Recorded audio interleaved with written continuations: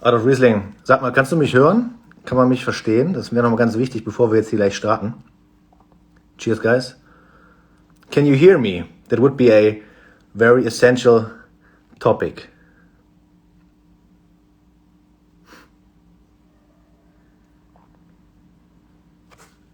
Alex, can you hear me? Ja, guter Sound, perfekt. Danke dir, mein Lieber, super.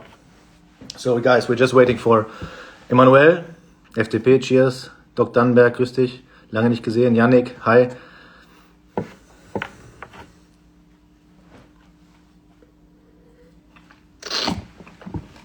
Jess, grüß dich. Alex, servus. So, guys, great to be here. Escudo Rojo, there we are. So, Emmanuel, I think he's going to be here in a second. And right now I'm already enjoying the Sauvignon Blanc. There we go.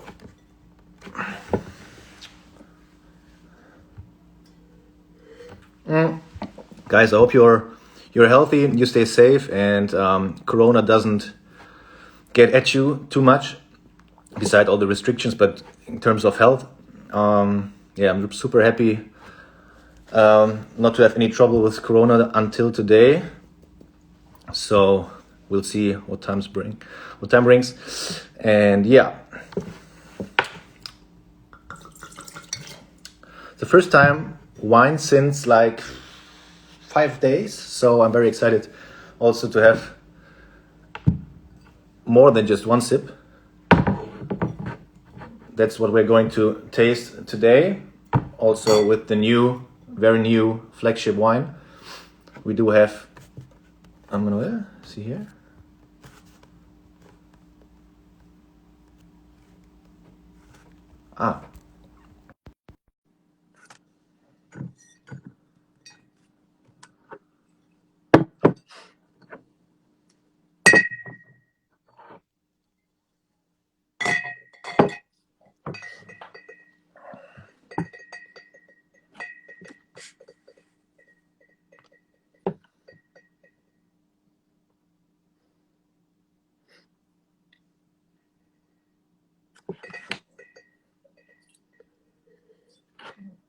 Give us just a second. We are already trying to connect.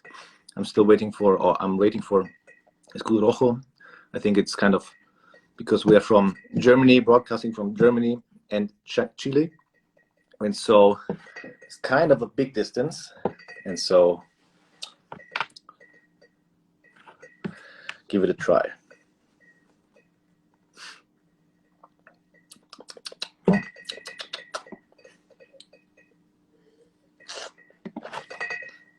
Escudo Rojo is not able to join. Let me try to invite you guys.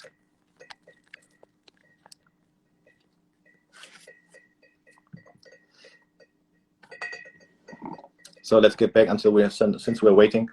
We do have the Chardonnay to taste today, which of course got some oak barrel to get more structure, more complexity. Then we do have the Gran Reserva, the wine I was able to taste with Baron Philippe Rothschild by himself on Vinexpo. Very, very exciting experience.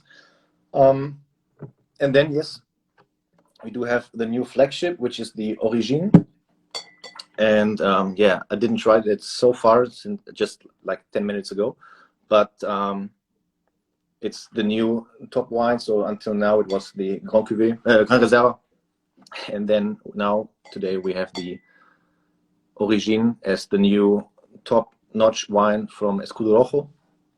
And yeah, guys, what up? Not able to connect. So my Wi-Fi is full power.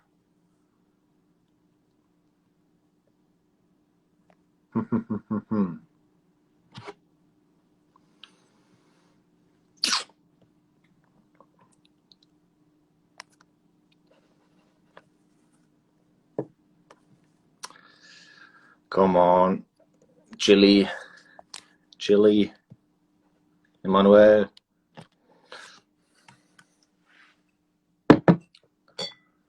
So to be honest, we could also go through this range together, just like you and me.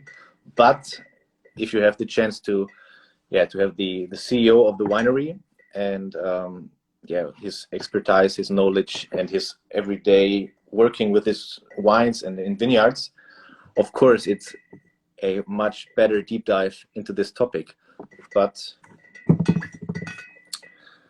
where's the problem?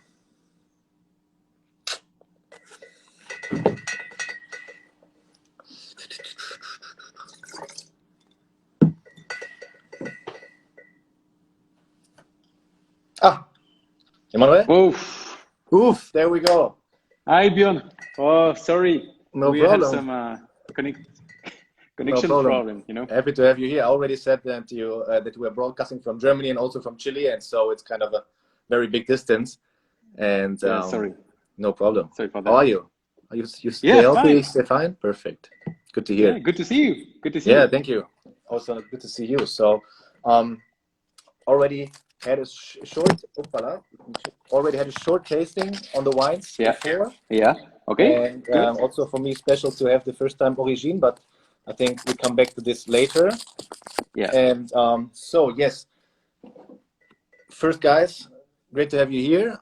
Today we're here for Escudo Rojo, and we have 4 special wines selected for this online live tasting. And there we have the man himself, the CEO of Escudo Rojo. He's in full charge of the whole brand, the whole winery, Emmanuel Riffaud. Glad to have you here. Cheers. And so before I start how I get into the brand or had the first touch points. First, you can maybe have a short introduction on who you are, what you're doing, what is your daily business like. Okay, perfect. Yeah, Emmanuel, can you just because I think it's better if you present yourself, just like 3 or 4 sentences, what you are doing. Yeah, just to introduce you briefly. Yes. I come from Cognac, born in Cognac, so that way was my destiny was sort of oriented in the wine or alcohol industry. And I started my career in Bordeaux, in Saint-Estèphe area, in a chateau, and then I moved to Baron-Philippe de Rothschild. First, Baron-Philippe de Rothschild, France, as a winemaker of Mouton Cadet, the brand Bordeaux range, and also Languedoc brand range. Yeah. And then in 2008, I moved to Chile, in charge as a technical manager of the project of Baron-Philippe de Rothschild Chile. Yes. And in 2015, as a general manager. So now I'm in charge of all the global range of Baron-Philippe de Rothschild Chile and the new products we are going to present today. Yeah, thank you very much. So we will get deeper into the wines and of course the winery and the vineyards too, and also the terroir of Chile. But let me just tell you guys out there what's my impression on Escudo Rojo. I had the chance to taste the wines the first time in Bordeaux. I did go to Bordeaux to the Vinexpo, and there we had the launch of the Gran Reserva we'll have later. And you were there, Emmanuel. Also, the Baron Philippe was there too, and we had the chance to taste together and have some talk. And it was a really impressive visit. Of course, we had the whole range, and also we had the chance to have a vertical tasting. And this was, to be honest, my really first touch point. We had first the Vinexpo visit, and then in the evening we went to the tasting party. And yes, we had a very special vertical tasting of the Gran Reserva, of the blend, the red blend, and we went from 2012 to 2017, and you were hosting the moderation, and you were showing us how the wines evolved and developed over the years, how you also put your expertise into the wines to make them even better, to play with the vineyards, to play with the grapes, the variety, and also the amount of the percentage of what grape goes into which wine. And it's very exciting to see over the years. Maybe you can come back to this later. And this was my first time. Then we go to Hamburg together, and also we had the wine tasting, also a vertical tasting at the wine bank in Hamburg, which was already kind of repeating the tasting, but also having some other wines, and also having the wine and food pairing. with it. So we had also the Sauvignon Blanc, we had the Chardonnay, and paired it with some food, with some seafood, also some fresh fruity stuff. And it was very nice to see how great the wines work solo, just by drinking it, and also to how good they're working with food. And I think we come back to this when we're tasting through the wines. So I need to get one more sip because it has a really good glue, and it's really a good, very, very lively. So when we go back to the basics of, or the start of Escudo Rojo, it's like 20 years ago. And today you are located at the Valle Central in the Valle de Maipo, and which is today the heart of Escudo Rojo. And of course, Valle Central is, if you have the whole map of Chile, it's just like really kind of in the center of it. And there you have the, I think, most, best quality vineyards there. And also you have this high altitude vineyards, which are of like 800 to 1,200 meters up. There you have the differences in temperature every night and every day, which gives the wines a great acidity and structure, and which is kind of a big deal for the wines. And also Chile really went from a like 20 or 30 years ago, from a basic wine country to a really, really high quality wine country. And that's really nice to see, and also nice to see in the evolution of Escudo Rojo. So Valle de Maipo, can you just give us an impression how it's like 1 hour drive from the capital of Santiago, I think, like this? No, we are 45 kilometers in the south of Santiago. Yes, and more or less we are at the level of the sea, because it's a really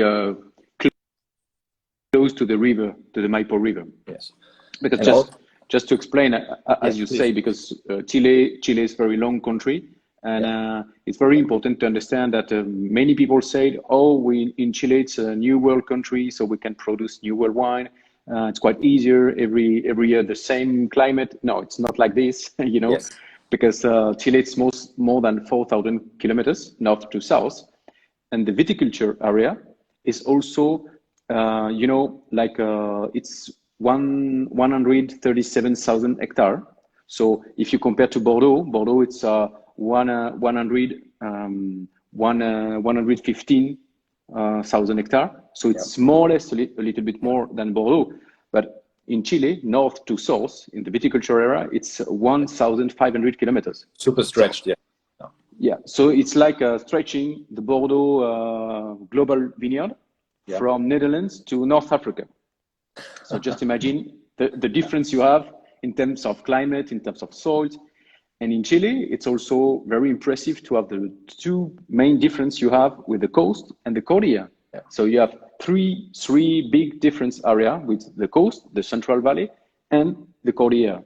So if you play with all these differences, you have like a mosaic of terroir. So, and you talk about Maipo, just to come back about Maipo now.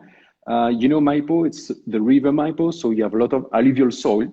And it's a little bit like in France, if you compare, because you have the Loire Valley, Rhône Valley, and in Chile you have the Maipo River with the Maipo Valley, the Cachapoal Valley with the Cachapoal River, and so on. So, it's very interesting, and you have a lot of differences in terms of expression of grape variety, depending on if you are more in the coast or more in the Andes zone. So very, very interesting.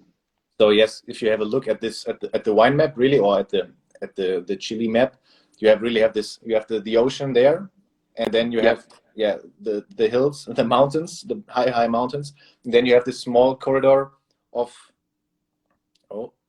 Emmanuel,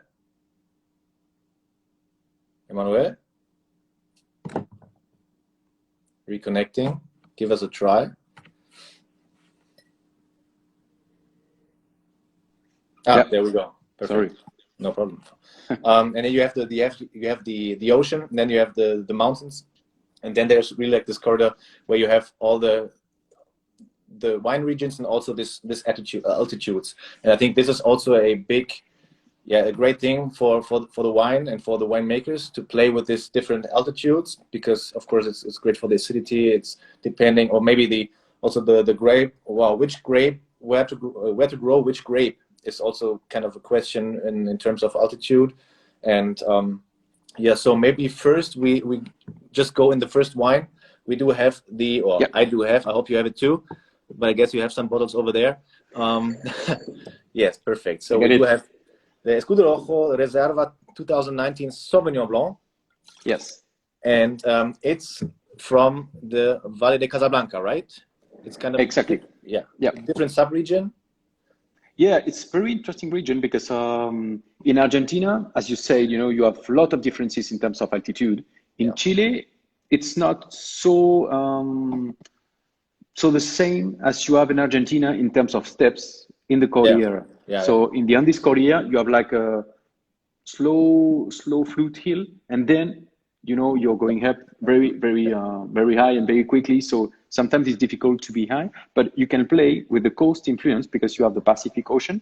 But with the umber current, it's very fresh and cold influence coming from the ocean. So Casablanca Valley is just in between Santiago and the Pacific Ocean. In Valparaiso, you have some fresh breeze coming from the ocean, so refreshing the climate of Casablanca. So it's like a small valley with the coast Cordillera. We have a small Cordillera in the middle, and the coast Cordillera, you have also some granitic soil. Very interesting. So that's why we decided with the new Escudo and the new style to focus even more on granitic soil and to have even more this fresh influence coming from the sea. So this Sauvignon is without any oak because we wanted to express the purest expression of the Sauvignon Blanc. And I would say, as Rothschild concept, it's like a Chilean terroir, but with a French winemaking approach and a French style. So it's like looking for something like a sincère expression, I would say, with this Sauvignon from Chile. Yeah, and also great to have this influences from the ocean because Sauvignon Blanc is a grape, of course, with high acidity, but which is also, of course, you have great fruit and also you have this high acidity, but it's kind of making this wine really like drinky, glue, and making it that vital as it is, and also that popular as it is. And I like this one a lot because it's not that. Yeah, you don't have this much Ketpi as you have it from other regions. You know what I mean? It's like always people say Ketpi. What you have this green. It's kind of green is a bit in the background. Of course, it's there, but really subtle. And to me, it's, as you said, it's more this kind of Loire style, and it's really. Do you have alcohol? And it's very low in alcohol because it's 12. 13. So yeah, because this 13, this vintage, but for example, 2018 was 12, and this year we are going to have 12 and a half. So it's just in between. So it's not so high, and we can preserve the expression of the fruit. And it's very important for us to have a fruity wine, really the typicity of Sauvignon Blanc, and also for pairing with food. So I saw you were in Japan and you're like a sushi. So this wine with sushi, it's just amazing.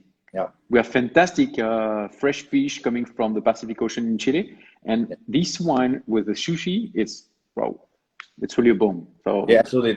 We have the fruitiness, this really nice fruitiness. We have the acidity compared with you have the rice, you have the fish, the raw fish, and also would be great with you have curry or stuff. Yeah, so it's really great to pair in with a lot of kind of food, but also great to drink like solo, because I just have the third glass or so, because it's really give another one, give another glass. Yeah. To be honest, this is what I'm looking for in wine, because you want to have the bottle empty and you want to have another one, because if you just have one glass and you said it's good but doesn't make fun to drink, that's not my approach on drinking wine, even though it's a very high price or whatever. But a wine needs to be drunk, and so this is like crazy. No, totally agree. And as I said, our philosophy, and when I say French influence, it's much more looking for elegancy in the wine. So as I said, in Chile, we have no limits in terms of expression or in terms of concentration or in terms of over-ripening grapes. So you can have, and especially for the red, you can have, for example, overripe wine, and even more if you have Cabernet, for example, with low acidity. So at the end, you have like a marmalade in your glass. So you drink half of the glass and you're fed up, and you can match. And so that's the point. We are completely different with that. We want to really enjoy the wine, as you say, solo, but also matching with food and refreshing the mouth. That's the point, you know, just enjoying the wine. Yeah, the acidity is really striking on the palate. It's like give me another sip, and you have the grapefruit. You have this. Because that's also the goal we have, you know, that's empty bottle just to buy another one. Yeah, you have this tropical fruits, but also you have some flowers, and so this green, this typical what people connect or associate with the Sauvignon Blanc is it's there, but it's really minimalistic, and that's what I like on this wine, because it's there, but it's really in the background. In the front, you have the fruit, this kind of tropical and citrus fruit. Then you have this kind of white flowers and stuff. And then you have, of course, on the palate, you have the acidity. And it's also like you have, of course, it's not full body, but it has a lovely body. It's not too light. It's not too heavy. It's really like, charming the palate in combination with the acidity.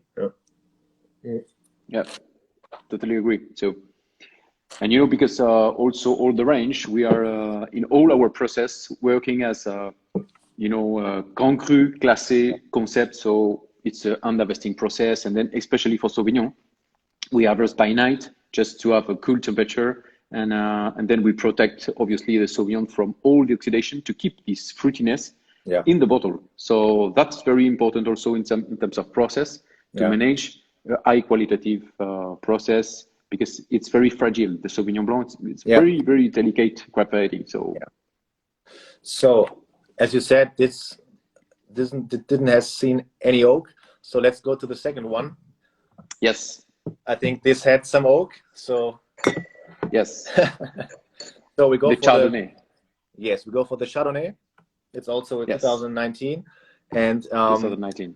It do had some oak. I heard that you told me that the Chardonnay, like half of the grapes go into barrels, like 9 months or so, and the rest goes to stainless steel. And then you have this really. I had one bottle for barbecue this summer, and it's, of course, it's a different style to the Sauvignon Blanc, but really fun to drink. Yeah, so you know, we are here a little bit more in the center of Casablanca, but looking for really granitic soil, just to have minerality. And I would say the French influence, it's much more like a Meursault style, I would say, you know. And the vinification process is like a Burgundy style with some. We change our process, and we have some big barrels like a demi-muit with 500 and 600 liters. Okay. Instead of 225 for Bordeaux style, I would say. And then we do batonnage after the fermenting process, just to have a better integration of oak and the wine. And we have only usually 50% with oak and 50% stainless steel to have, the protection of the fruit and to keep the freshness and the natural acidity, and then to have a more well-balanced wine, in our opinion, and in our style. So, you know, this wine is 2019, still young, but you know, you have this minerality in the mouth, very interesting, refreshing the palate. And we also change the toast of the oak, because it's very important. Before we were usually like a medium plus. So that means characteristic more like a roasted coffee, something like that. And now we are medium, and medium light. So medium light means like most like a hazelnut roasted, very light, like a some toffee, some light touch of caramel. So that means it's the vanilla also much more oriented in the light aromatic expression of the oak, and not to put the oak over the wine. Is it French oak? Of course it is. Yes, 100, yeah, 100%. If No, you, not because we are French, but there is makes big it more difference between charming, yeah. yes, American Too and rustic. French oak. Yeah, the American is giving you more characteristic of much more vanilla, Yeah. much Coconut. more sugar in expression, and much more cocoa. Yeah. So it's more. It's in my opinion, it's a little bit too much for the style of this wine in the range of Escudo. Yeah. Also, if you have it on the So palate, that's what it's we like, prefer. yeah, if you have it on the palate, as you said, you have this minerality, and it's also you have the sensors for the minerality on the side of the tongue. And so if you have it on the palate and you just like shut your eyes and close your eyes and just like let it flow, you make it, you can feel it striking on the outside of the tongue, which makes it this like saltiness, minerality. And this is what I'm looking for in Chardonnay, especially as you said in Burgundy. And here you have pineapple, you have some peach, of course you have some citrus, but also on the palate, of course you have some, because it's really, really young. It's like some months on from off the oak. You have it like of course you have vanilla, you have some buttery notes, but on the palate also it's really like already very balanced and full of harmony. I have a question on the chat. New or used oak on the chutney? Sorry? The oak barrels, are they new or are they already used? We have new and already used 1 year. And the main difference we had with the range before, that now we are using only 25% of new oak in this vintage. Okay. But it's so before it was 50%, just to give you an idea of the difference we had in this style. So later we will hear also on the Gran Reserva that you're really changing depending on the vintage. Is this kind of, when you say today it's 25%, is there an option that you are already arranging this in the future depending on the vintage, or is it like from today it's like 25 and boom? It depends obviously on the quality. Of course. Yeah, sorry. Oh, fine. Yeah. I was just curious because when we go to the next wine in a couple of minutes, then of course we will hear about the evolution of the Gran Reserva, and but let's come back to this one. When you have this in the glass, to me also I can sip this for like solo, because also this one, because of the minerality, which makes it like, of course it has more body than the Sauvignon Blanc, but it's still crisp because the minerality is really like on the palate and the saltiness. But if you would like to pair it with food, what would be the way? I would say like you have some crab with some butter or some lobster, and because I love seafood, and this would my way to go. But what would you eat with this one? Which would you pair with this wine? In Chile we have the classical fish called corvina here in Chile. It's like a sea bass. Okay. So this pairing with this one is pretty fantastic. So you can add or not some cream, cream sauce, some butter sauce. Sometimes it's matching very well, but just only sea bass a la plancha is working fantastic with this wine. So really enjoying. So and also like some vegetable, or you can add some other component, like also working very well with the typical spices we have here. They call merken. So with spice, with pepper, it's also working very well. So the match is very good. So I think, and obviously with all the fish you can have. So with salmon, so also working very well. I think when Corona is over, I need to go to Chile to visit you, and also to have some of the pairings, and also from some of the local food. I'm really excited for this one. Another question. I just had this from 2000, let me check, 18, 17, and 19 now. If you have it, if you're looking in the future, how long do you think can we store this in the cellar, and how long does it live? of course, it's very You individual, know, but yeah, because it depends on the style you are liking in the wine. If you drink the Chardonnay now, it's very fruity, good expression. And after 2-3 years, you are going to have more these butter notes, a little bit less fresh aromatic part, but more evolution in terms of, more pineapple, ripe pineapple after 2-3 years, and the complexity. And, you have also more roundness and more volume in the mouth. yeah. So it depends what you want to match. Okay. We test in Vinexpo with Caribbean distributor, 2013 vintage of Chardonnay, and it was fantastic.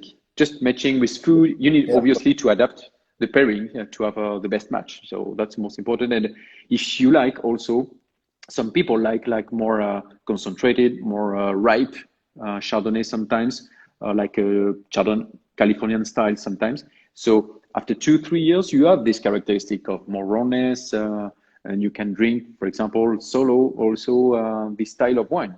So depending what you like. If you like freshness, it's right now. If you want to have more evolution, yeah, you can wait 2-3 years more, and you will have that. I'm very excited because it's just 2019, but it's already very, very round and balanced, and it's really nice to drink right now. It's really good. And funny thing is, because I really enjoy this minerality on the aftertaste also. I have some winemakers from Germany, and which went to Chile to see the terroir, the region, different regions, of course.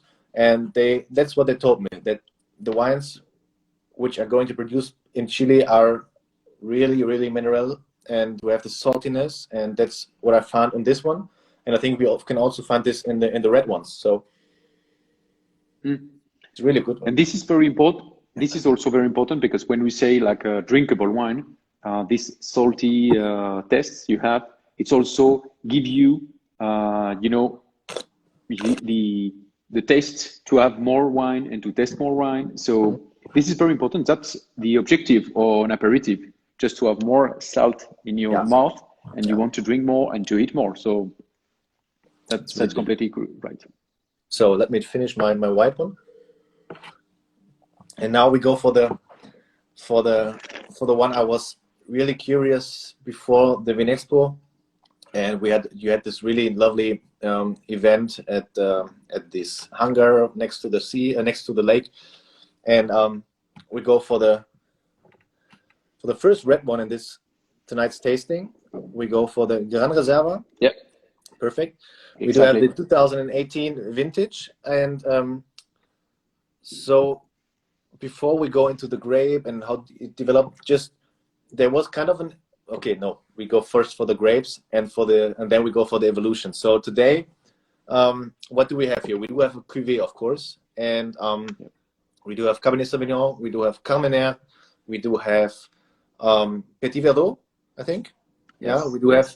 Do we still have some Syrah, some Shiraz? Yeah. Yes. Yeah. And Cabernet Franc.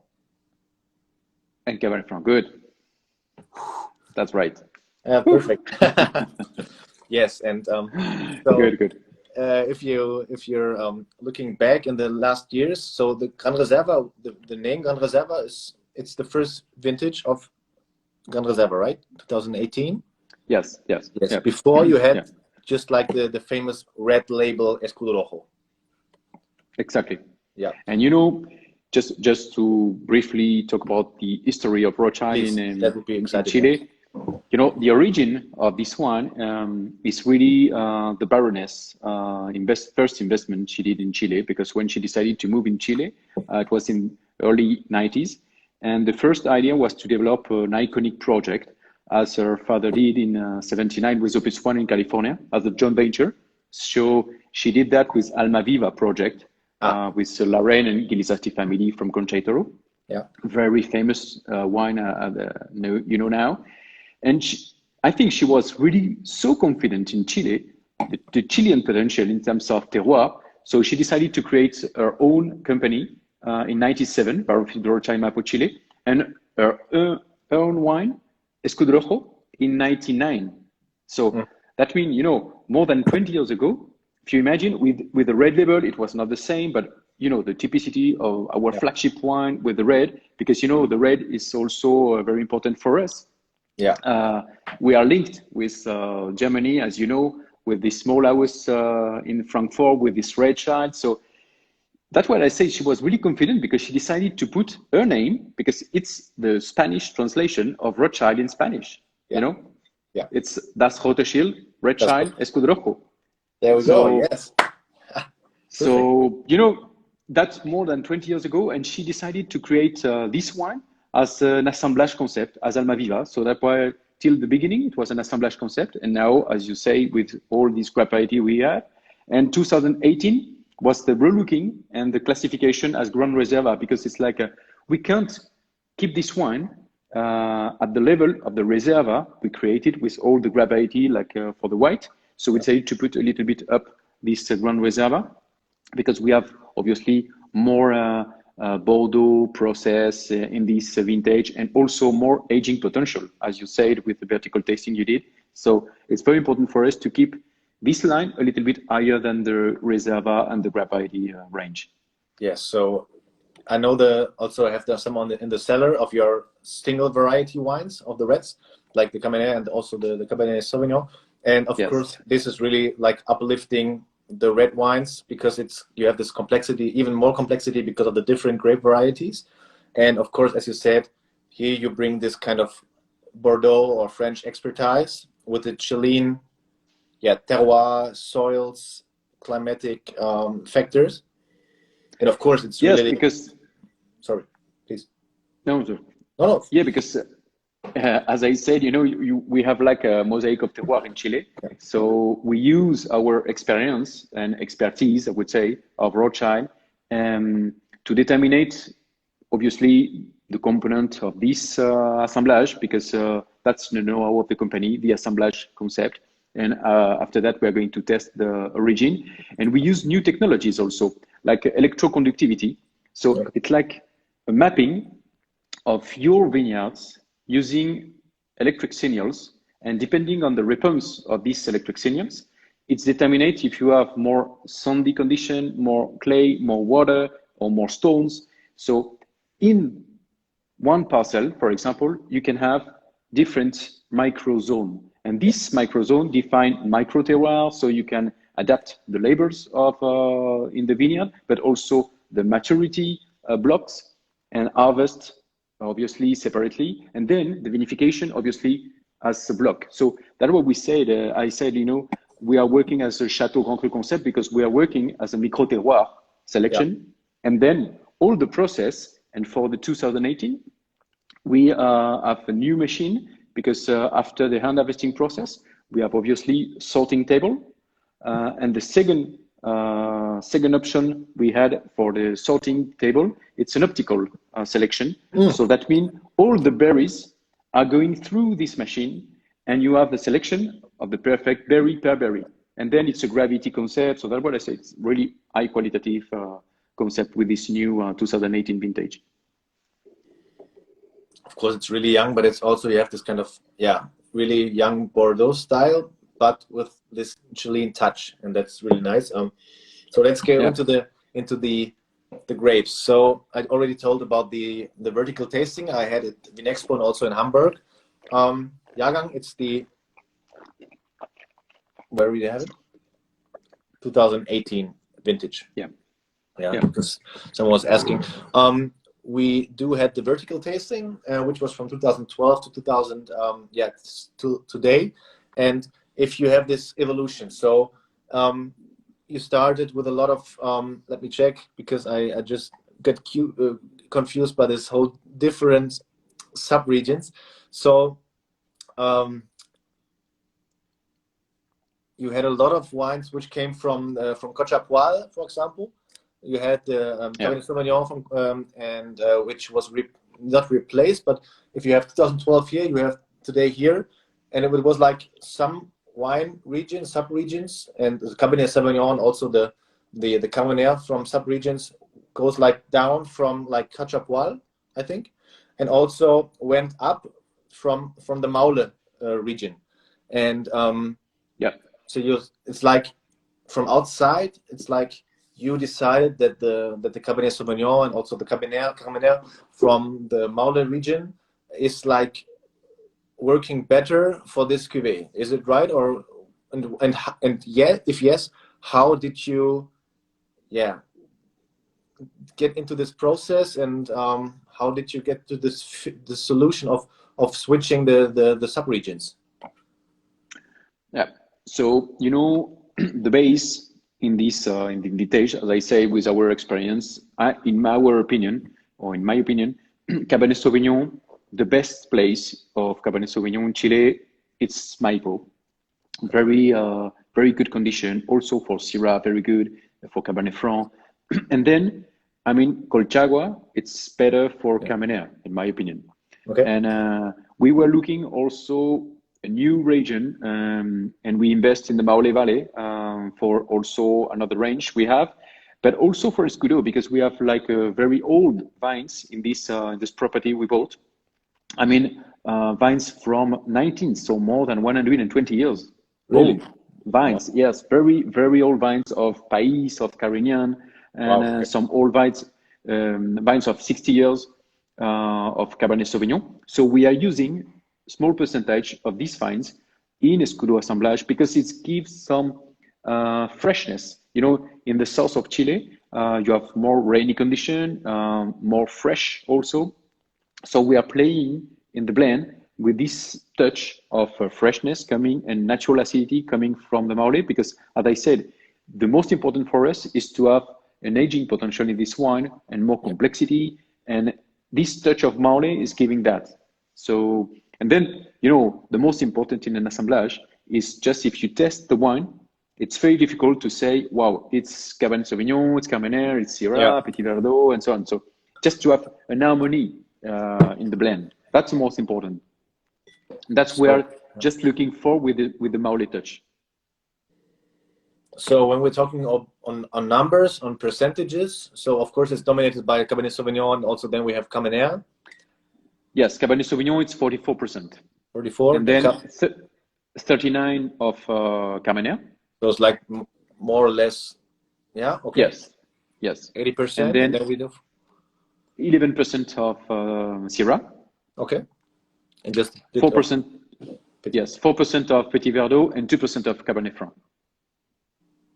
So, and that's really exciting because, and that's really one thing that stayed, or I kept in my head, in my brain, because when we had the vertical tasting at Vinexpo and also in Hamburg, you told us about this really like, you are really changing. It's also depending on the vintage, also like, as you said on the Chardonnay, that you are deciding very individual on what oak, how much oak, and stuff. And here it's like really like you harvest and you see the quality of grapes, the amount of grapes you have, and then you decide what works best for this wine to have this final product. And to me it's really like, I had this one time in Spain to join this process. It was really exciting, and I think it's because you just not just do it for now, you do it for the next years, because this is a wine, of course, you can have for the next years and years. And so you need to, you have in your head how it's gonna be in like 5 years or in 10 years. And let's talk about what do you think about the potential on the Gran Reserva? Yeah, I mean, in this Gran Reserva, and also the percentage of Petit Verdot we had, and the process also we improve with this optical selection. And the concept now we have of micro terroir, vinification selection, is giving to this Gran Reserva even more aging potential, I would say, because we are more precise in terms of selection, in terms of grapes, in terms of berries. So we really have like a fruity component in the cellar, and we do like a vinification à la carte. So that means the vinification, we are tasting every day or every batch, and we adapt the extraction program, the pumping over if it's more intense or less intense, and also to do more fruit extraction of the potential or not.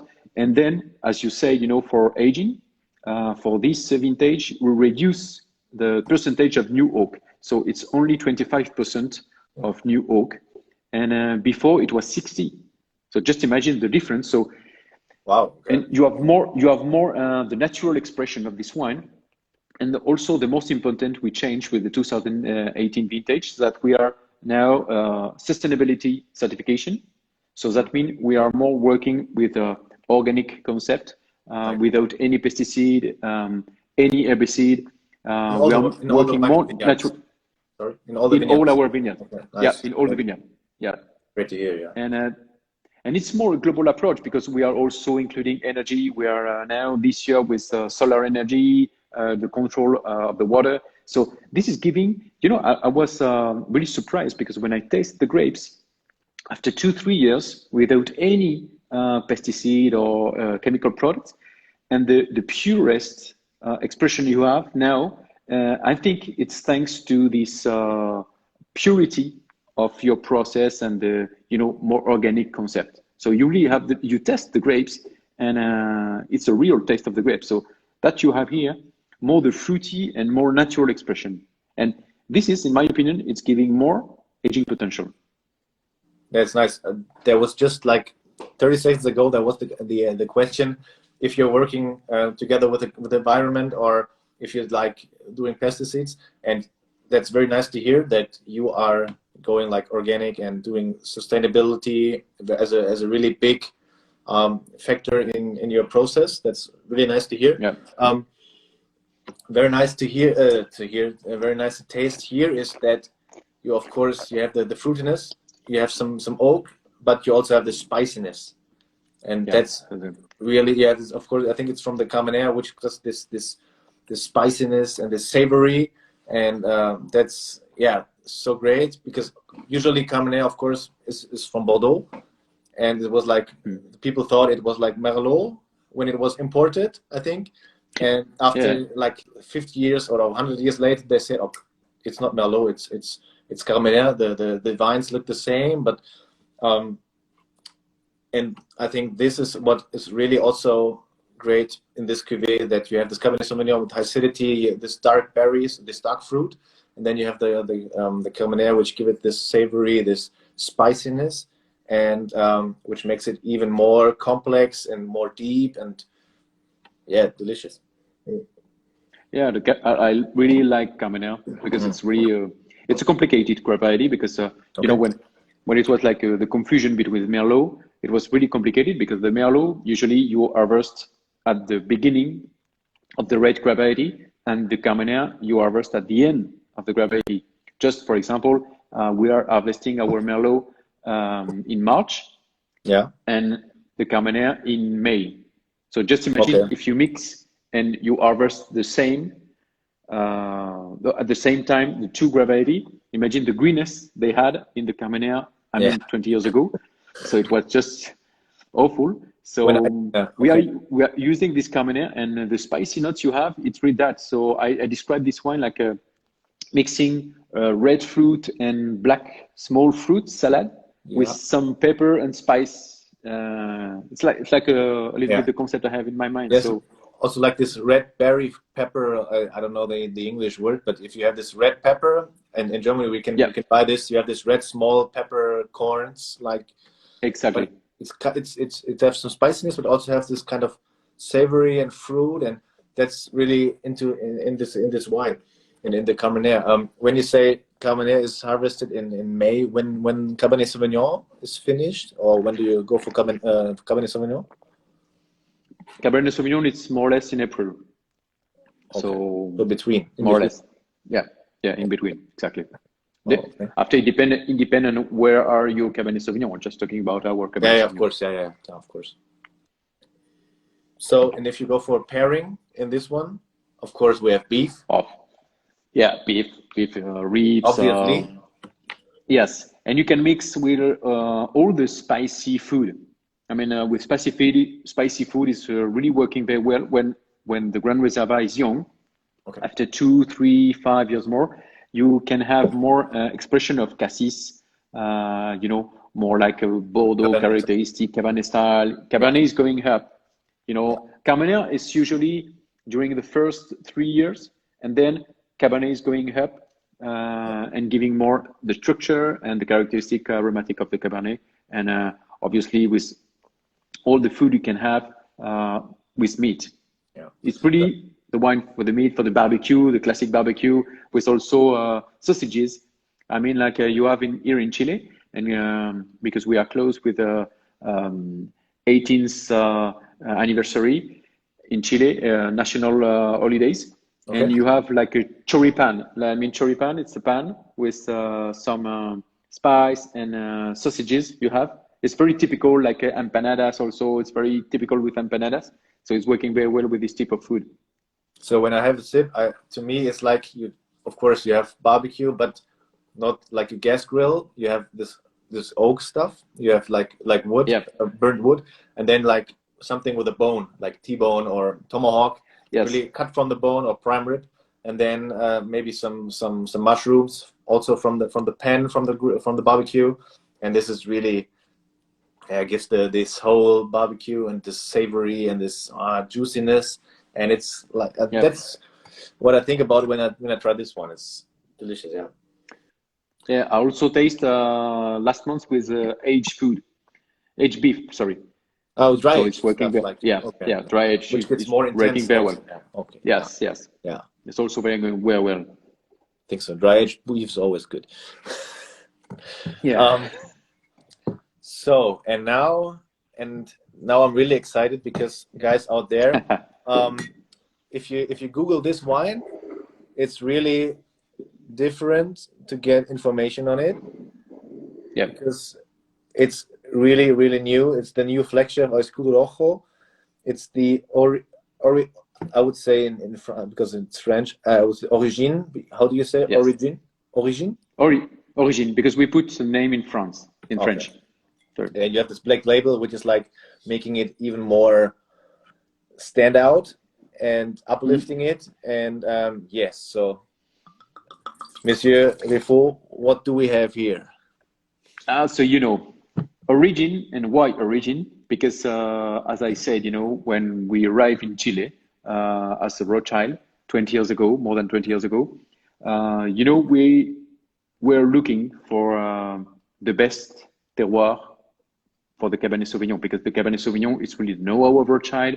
We have all the property in the left bank of Bordeaux, in Pauillac. So, which the main variety is Cabernet Sauvignon. So, the first step was really to look for the best terroir of Cabernet Sauvignon. So that's why we choose Maipo, and it's a homage of our history in Maipo with the Cabernet Sauvignon. So that's why we say Escudo Rojo Origine, because our origin started here in Maipo with the Cabernet Sauvignon. And also we are going to have another cuvée that we are going to present to you later. But for that time, the Escudo Rojo Origine is coming from obviously our property of Maipo. And as I said, when we did the micro terroir mapping, we are using obviously the best selection of our Cabernet Sauvignon here. Of course. Yeah. So it's really a small production, obviously. Also, and, also the oldest vineyards?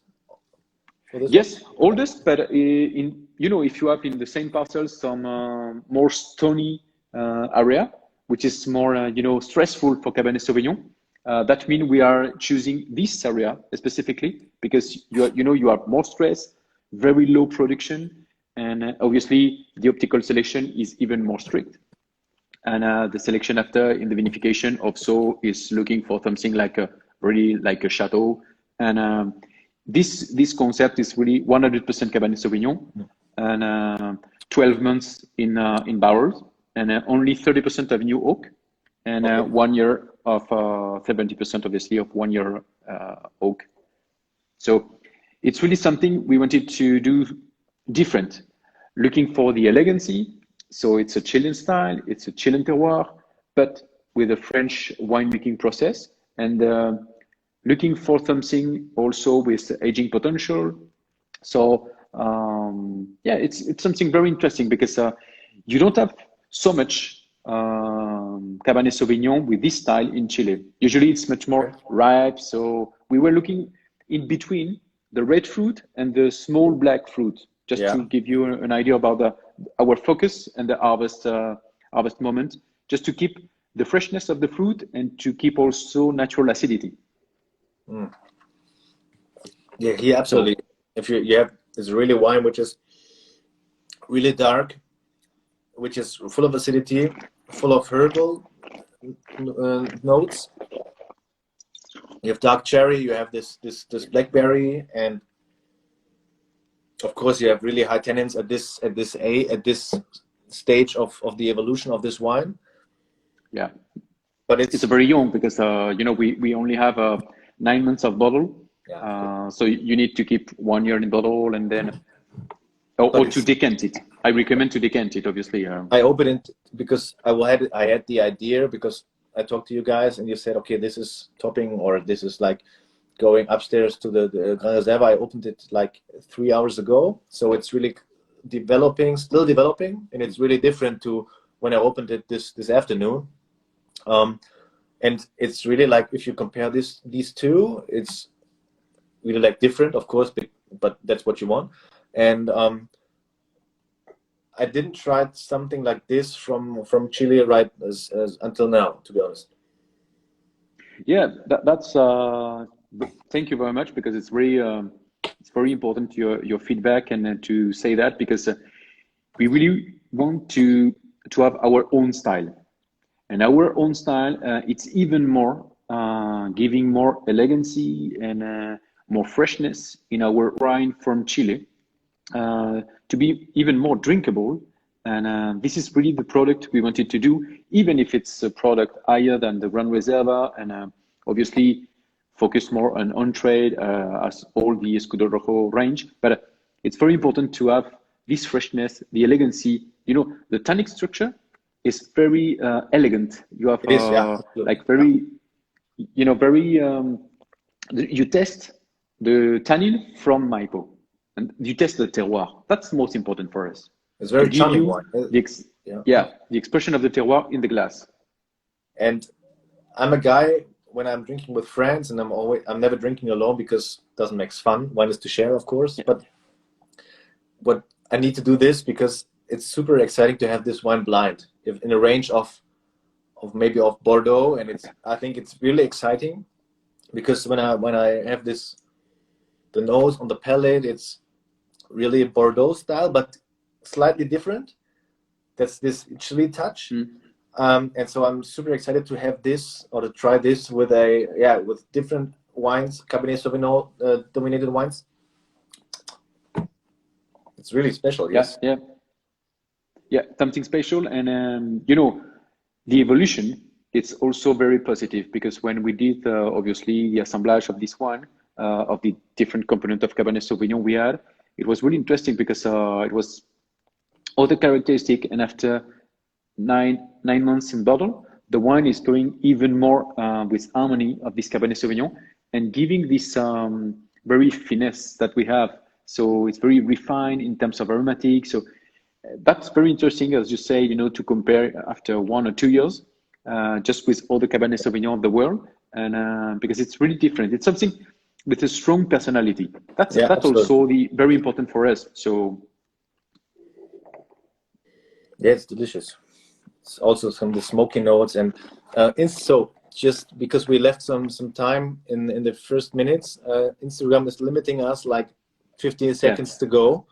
I will keep pushing the all of them, of course, but we'll get to this back into first today on the feed, but with the video, but also when retrying it on stories. Emmanuel, thank you very much for having me and to be here. It was a really nice deep dive into Chile wine, and we have the different terroir, the different subregions, and I'm very excited how it's going to be developed and also how it's worked in the blind tasting. Thank you very much. No, thank you, Bjorn. It was a pleasure. And we are going to present you the new cuvée next, coming soon. And congratulations for the champions. FC Bayern Munich. You know what it is. Thank you very much. Yeah, See you. yeah. Bye.